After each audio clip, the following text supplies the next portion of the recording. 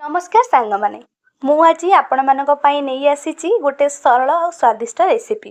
गरम भात हो कि पखाल भात सबुथिरे बहुत बढ़िया लागिबो। ता पई प्रथमे आमे तेल गरम करी सेथिरे टिके सोरिष पकेई सोरिष फुटी गला परे आमे सेथिरे देई देबा पियाज।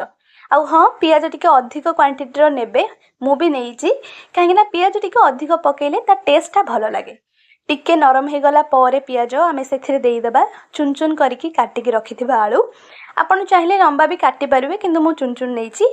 तापर सेथिरे टिके लूण आउ हळदी पकेइकी आमे ताको भलो भाबरे मिक्स कर दबा। आउ हाँ सांग माने जदि आपण माने मो चैनल रे नुआ अछंती चैनल को सब्सक्राइब कर दियंतु। आउ जदि फेसबुक पेज रे देखुथांती ताले फॉलो करिकी निश्चित जानतु। टिके समय परे आमे सेथिरे देई दबा कखारु फूल ताको मु धोईकी काटिकी रखिथिली ताको मु ऐड कर देइची ताको भलो से मिक्स कर देइची। टिके समय परे देखिबे कखारु फूलटा पूरा नसी जिवो आउ सेथुरु पानी बाहरिबे भी स्टार्ट हे जिवो।